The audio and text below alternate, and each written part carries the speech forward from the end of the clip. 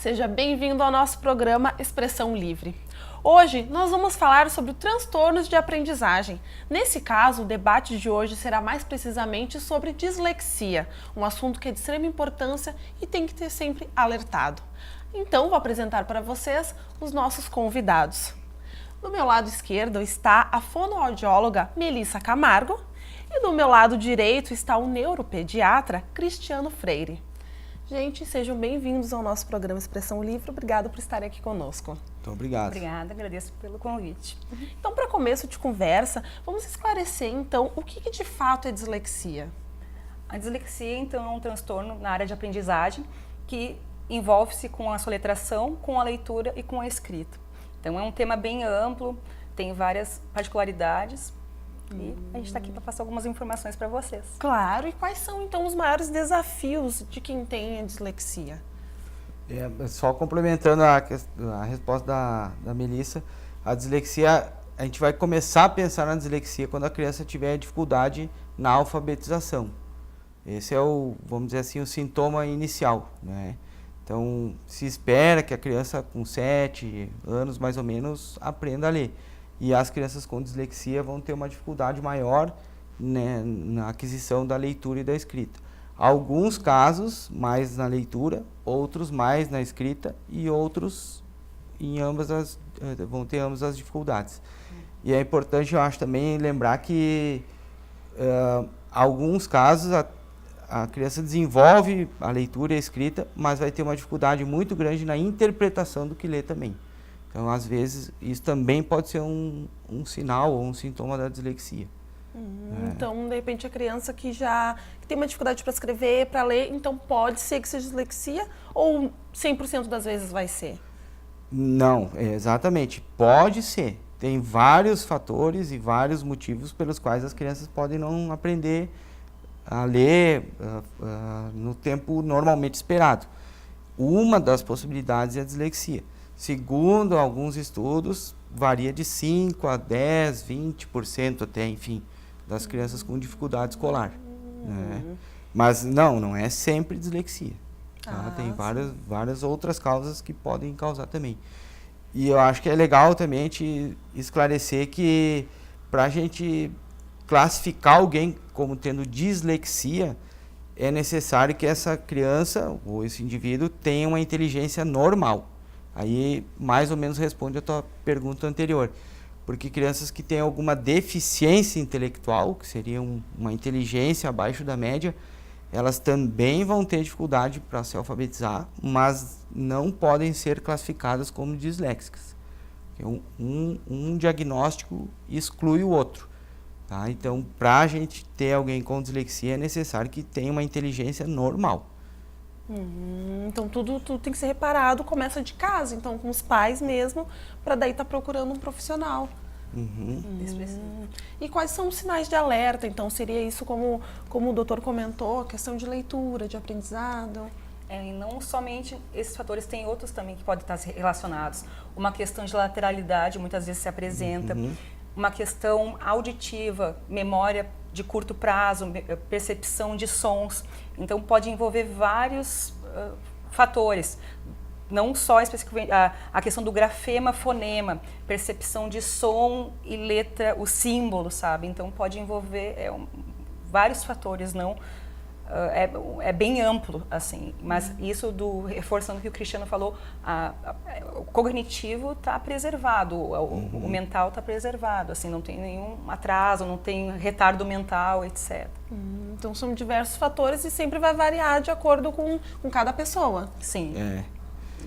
Isso que a Melissa comentou é legal também, noção de lateralidade ou de espaço, noção de tempo, né? Tem crianças, às vezes, que têm muita dificuldade em entender ou memorizar o lado direito e o lado esquerdo do corpo. Não tem uma boa noção de como se situar espacialmente na rua ou lembrar para que lado tem que ir, para a casa da avó, por exemplo.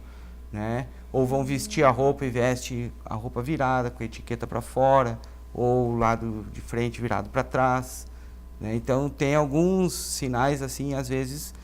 no dia a dia que a gente pode perceber também. Crianças, às vezes, que não têm a noção de rima ou não compreendem bem a rima. né, em brincadeiras mesmo, né? Ou algumas crianças vão evitar muito atividades que exijam a leitura, né? Não gostam de ler, né? Não gostam de ler. Muitas delas já na primeira infância têm alguns atrasos na fala também, né, Melissa? Tem. A fala também. Ou dislalias, né? Trocas na fala e tal. Não necessariamente quem vai ter uma dificuldade na fala tem dislexia, mas pode ser uma das manifestações que pode apresentar. Então, isso é importante. A questão de mapas, também leitura de mapas, orientação espacial. A questão pode aparecer também em cálculos matemáticos, dificuldade na resolução de cálculos simples. Então, isso também pode apresentar uma pessoa que tem dislexia. Então, pode se manifestar de várias formas, mas sempre pensando que o cognitivo está preservado, que essa é o diferencial para esse diagnóstico, né? E ele é apresentado mais na infância ou, por exemplo, a pessoa pode ver a vida inteira e só na fase adulta que vai se apresentar a dislexia?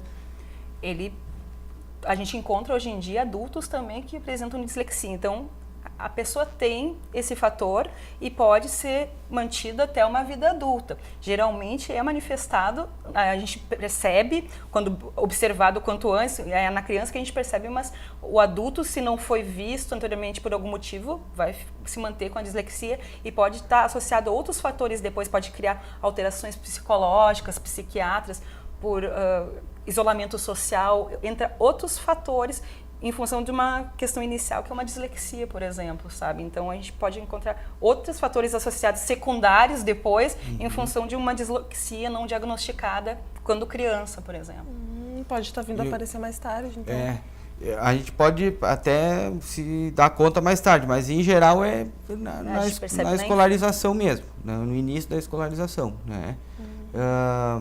E muitas vezes se tem uma escola, enfim, que tem um nível de exigência mais baixo, essa criança às vezes pode continuar evoluindo na escola, mas não bem, né? E quando chega num determinado nível de demanda mais elevado, o problema vai aparecer mais. Não é que não tivesse antes, é que a exigência prévia não era tão alta, então a criança evoluiu, né? Mas os sintomas assim que os pais ou os professores podem perceber são, claro, dificuldade para ler e escrever, mas antes disso, assim, às vezes mesmo memorizar as letras, às vezes não, em casos mais graves, não diferenciam exatamente letras de números, tem escrita espelhada, né? Quer dizer, virado, se o E é para cá, vai ser, né, virado para a direita é para a esquerda. Então, quando vão escrever, elas esquecem muitas letras ou trocam letras que têm sons parecidos ou forma parecida. Os mais comuns, a Melissa me ajuda nisso, né? Mas eu acho que é o P pelo B, o V pelo F, sonoros, né? Isso, as trocas surdo-sonoras, né? Ou quando escrevem, eles fazem espaçamentos errados das palavras ou aglutinações. Muitas vezes eles escrevem exatamente como a gente escuta. Por exemplo, uma frase que a gente sempre usa para dar exemplo: eu quero jogar bola. Quando a gente vai ler o que uma criança disléxica escreve, ela vai botar eu quero jogar bola tudo junto, né? Ela escreve como ela escuta. Sem isso, se ela escrever toda a palavra, né? Toda a frase. Mas tem casos que ela não vai conseguir escrever, né? E para ler a mesma coisa. Não vai ter uma fluência na leitura. Vai ser sempre uma leitura muito lenta, muito truncada. Uma maneira fácil de entender é de imaginar quando a gente lê a primeira vez uma palavra que a gente nunca leu. Então a gente tem que fazer um esforço grande para compreender aquilo, a informação viaja por vários lugares lá no cérebro da gente até concluir o que aquilo significa. E para o disléxico, palavras usuais do dia a dia da gente sempre vai necessitar esse mesmo esforço. Então por isso que eles não gostam, entre aspas, não é que não gostam, né? Tem dificuldade de ler. E muitas vezes são taxados de preguiçosos, de relaxados, enfim, mas na verdade não é. É uma dificuldade que a criança tem, não é por preguiça.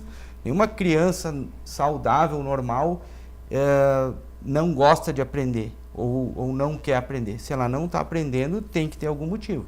Não estou dizendo que toda é dislexia, mas não é normal não aprender. Não existe preguiça. Eu costumo falar isso, né, quando eu tenho oportunidade para os pais ou professores. A preguiça é um sintoma, igual febre. Se a criança tem febre, tem que saber por que ela está com febre. E se ela não está aprendendo na escola, não é porque ela é preguiçosa, tem que ter algum motivo.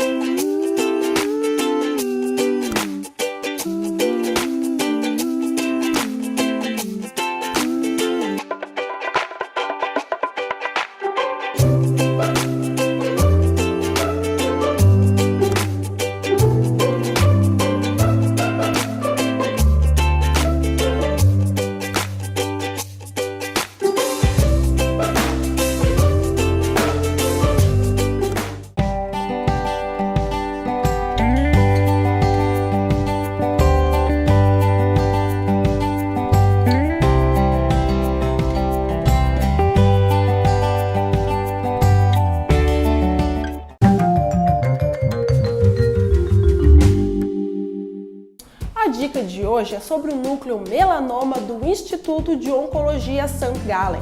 A realização regular do autoexame de pele pode alertar para mudanças em lesões pré-existentes ou mesmo detectar novas lesões, aumentando a chance de detecção precoce do câncer de pele. O autoexame deve ser feito de maneira regular para que se torne um hábito. Após as primeiras vezes, ele não levará mais que 10 minutos. Trata-se de um cuidado para um grande benefício. Instituto de Oncologia St. Gallen, núcleo melanoma. Mais que cuidar de pacientes, cuidamos de pessoas. Santa Cruz do Sul e Venâncio Aires. Diretor técnico Marcelo Luiz Dotto, CRM 21297.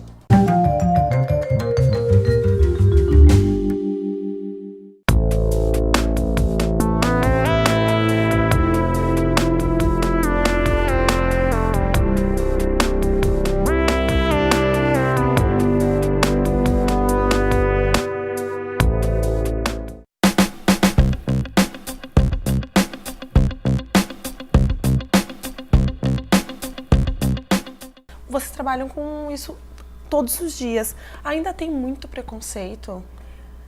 Eu acho que não diria a palavra preconceito, eu acho que falta informação. Então é isso que o Cristiano falou, sabe? É a falta de informação.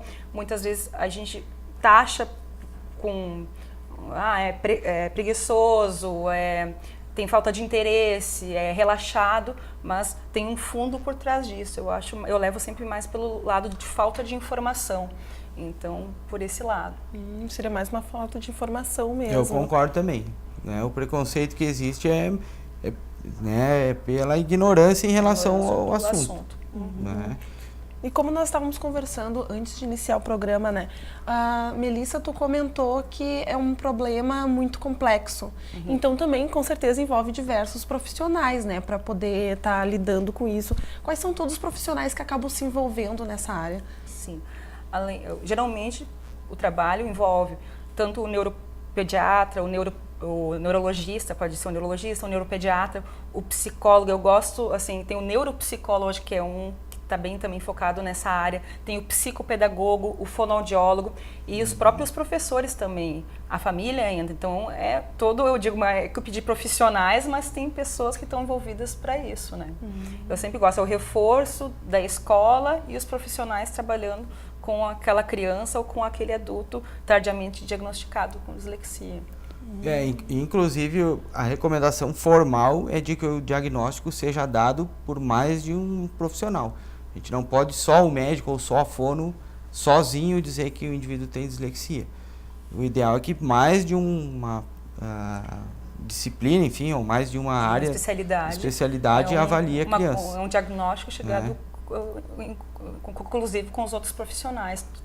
O meu parecer ali tem quando a gente fala a palavra de tem indicação de ter espectros de, por exemplo, espectro de dislexia, características de dislexia, porque somente a gente, eu fonoaudiólogo, não posso dar esse resultado, essa conclusão, esse diagnóstico. Né? Passa, por exemplo, tu dá uma parte do diagnóstico, passa tem para outro profissional. Tem indicação de ter dislexia, a gente sempre coloca assim, coloca as habilidades que está com dificuldade e todos os profissionais envolvidos que vamos concluir, realmente se considera uma dislexia esse caso, né?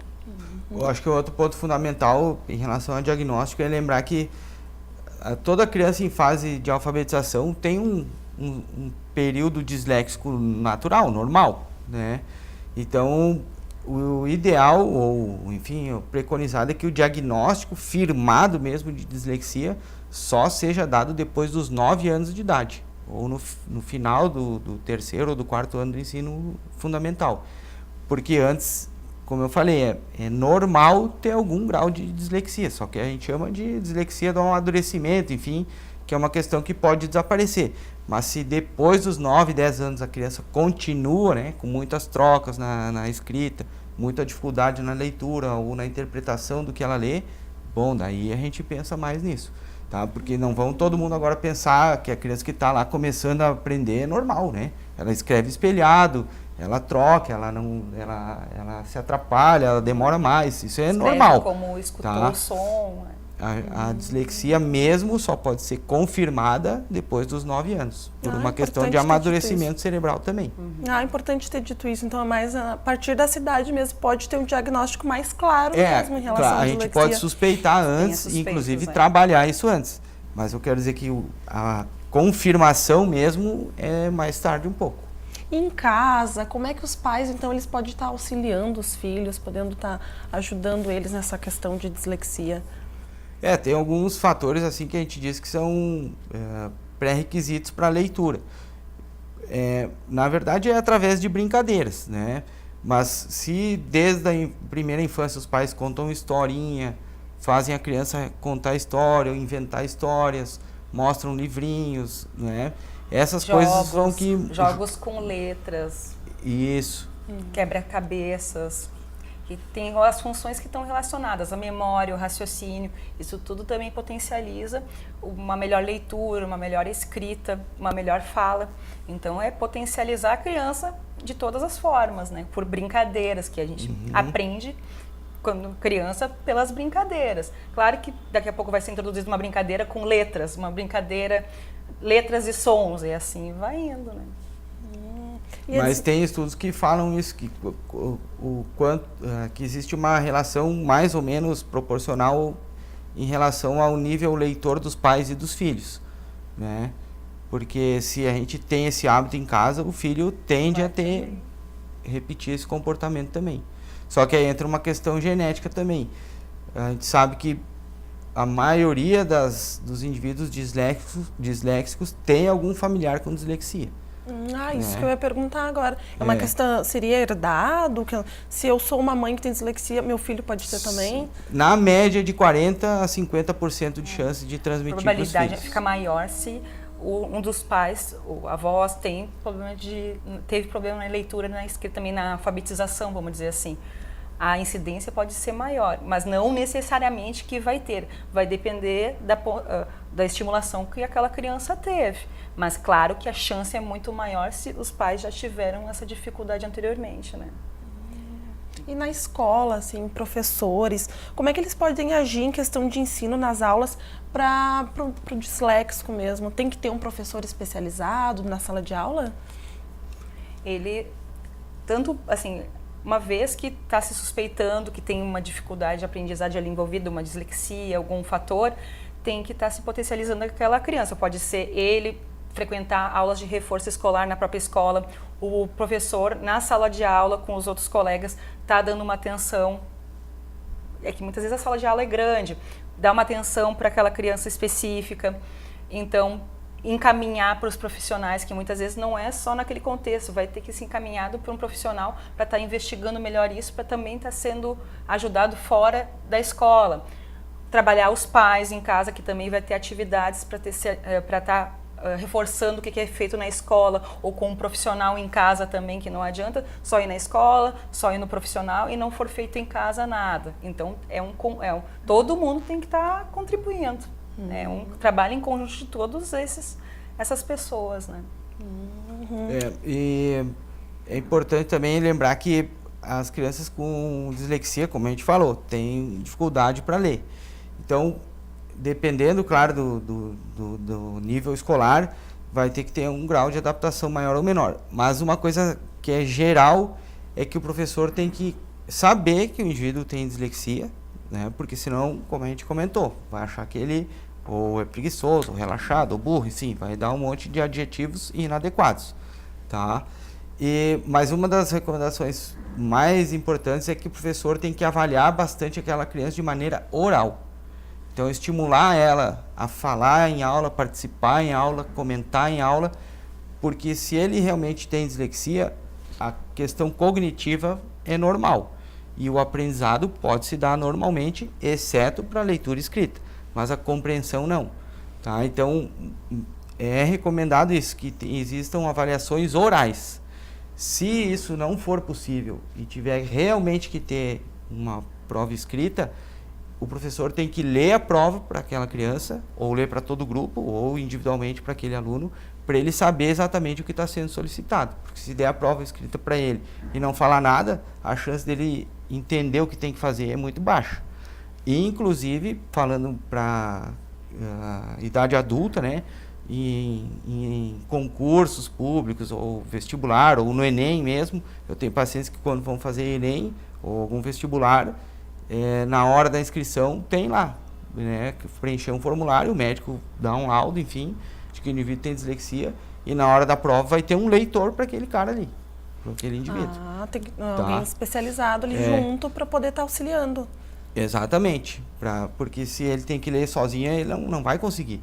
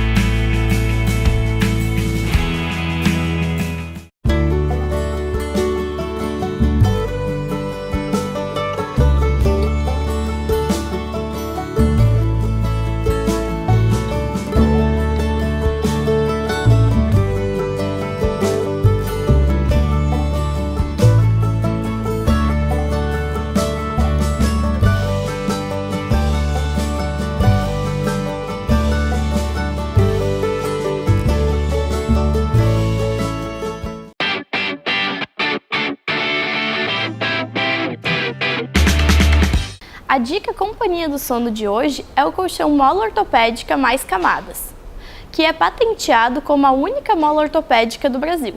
Além disso, ele tem 10 anos de garantia e pode ser personalizado de acordo com o gosto e o peso do casal. Companhia do Sono, sua referência em colchões ortopédicos e terapêuticos, com durabilidade de 12 a 15 anos.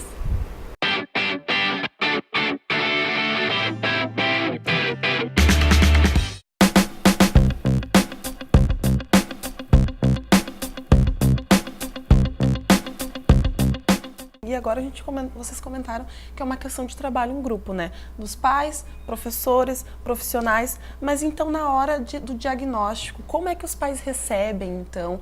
Há uma certa resistência que vocês já perceberam nesses anos que vocês têm de experiência? Aí existe todos os tipos de reações, né? Isso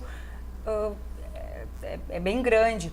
Então, se está chegando ali para a gente, geralmente que foi visto alguma coisa, mas muitas vezes tu dá para ele a confirmação daquilo ali mesmo, vai causar N reações em cada pessoa, né?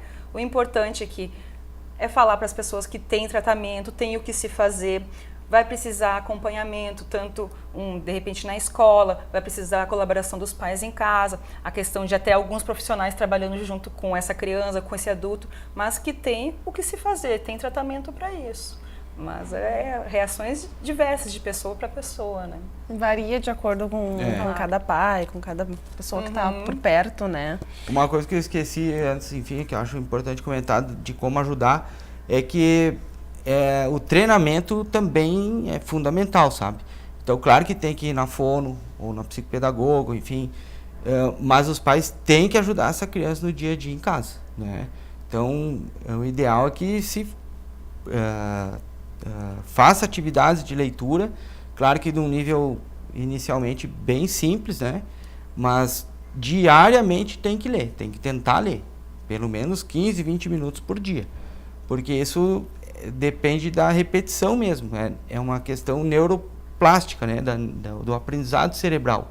Então, se a gente não estimular essa área cerebral, ela vai ficar meio desassistida lá e não desenvolve. Tá usando, E, por exemplo, assim, quem tem dislexia, normalmente é acompanhado de algum outro transtorno, por assim dizer, ou não?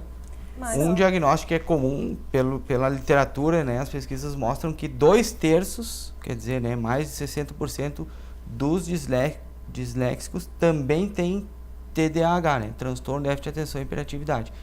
Não quer dizer que tenha sempre hiperatividade, mas é muito comum existir o TDAH associado à dislexia, né?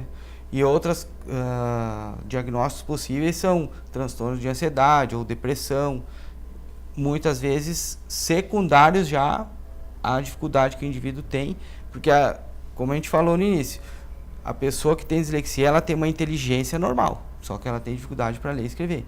Então ela percebe essa dificuldade, mesmo crianças, né? E elas ficam tristes, porque ela vê o coleguinha dela aprendendo mais rápido do que ela, ou sabendo coisas mais do que ela, e aí pode criar até uma certa resistência em enfrentar as atividades escolares, ou querer ir para a escola, e desencadear sintomas, enfim, como eu falei, de ansiedade, depressão, né? E como a Melissa falou, a descalculia também pode andar junto, que é praticamente a mesma coisa que a dislexia, só que para números, né? Outro problema é a disgrafia, né? Que seria a letra feia, né? Questões motoras. Muitos disléxicos também têm alguns transtornos de coordenação motora, da habilidade motora junto também. Melissa, doutor Cristiano, então eu quero agradecer vocês por estarem aqui conosco no programa, fazendo esse alerta que é de extrema importância, explicando então para o pessoal de casa, né, o que de fato é dislexia, como tratar ela e para não haver nenhum tipo de preconceito. Obrigado por estar aqui conosco. Muito obrigado. Obrigada pelo espaço. Esse foi o nosso programa Expressão Livre. Hoje falamos sobre dislexia. Voltamos na semana que vem com outro assunto.